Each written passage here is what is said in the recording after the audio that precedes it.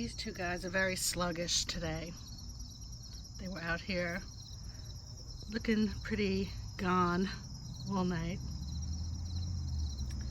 But I had to look up the life cycle of bees.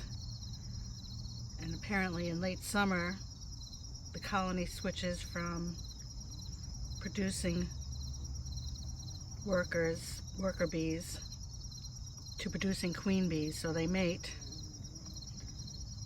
to produce queen bees, and the colony dies in late fall, leaving only the queen bees to overwinter, and the older bees, after they mate, die. These are pretty big. I'm pretty sure they're on their way out. Just want to thank them for all their hard work.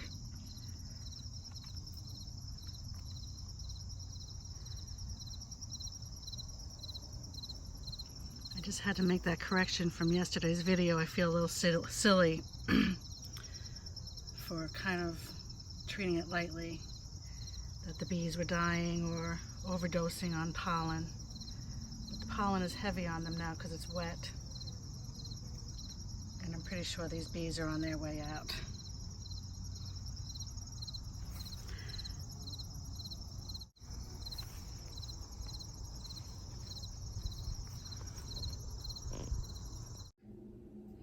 So this is one of the websites that I was visiting and reading up on the bees, and the message they really put out is to protect the life that sustains us.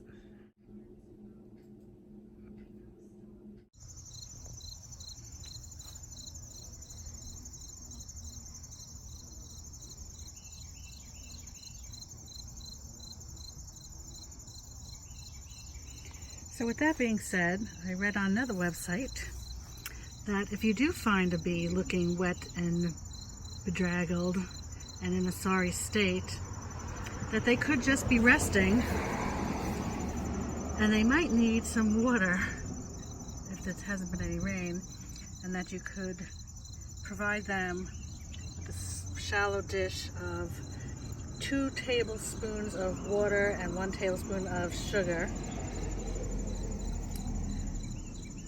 to help them out. So I brought this dish out and came out, and the 2 large bees were gone. Maybe they fell over onto the soil here. But anyway, hopefully they'll be okay.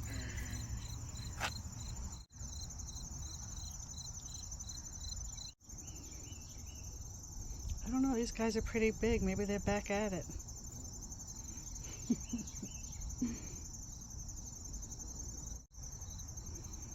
I like to consider myself a responsible gardener. I don't use pesticides, but I have used DT powder for the caterpillars that are eating my kale, and I have not rinsed them off. But I think what I should be doing is putting that on at night and rinsing it off with a hose in the morning for the other pollinators out there, or good bugs. Wow, these guys are huge.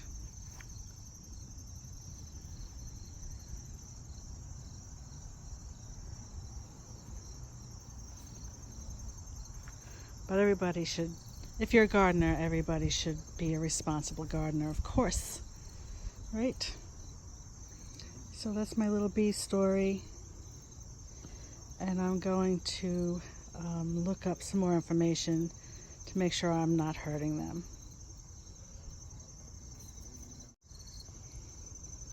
I did find a site that said how to kill bees, and the #1 item was soapy water. If you spray a bee with soapy water, I think enough times, you will kill that bee. I didn't know that. So they say to just try to use water to power wash off aphids and things like that.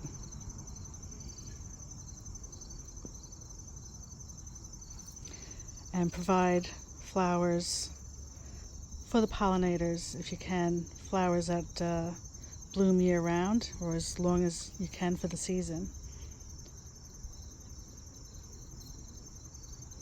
And if you find a hole in the ground where some bees are hibernating for the winter, just to leave them alone, because it's only for one season, they relocate.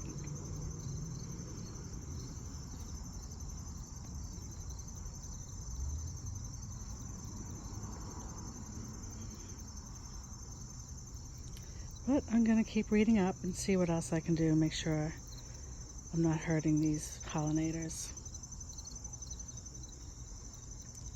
Thanks for watching.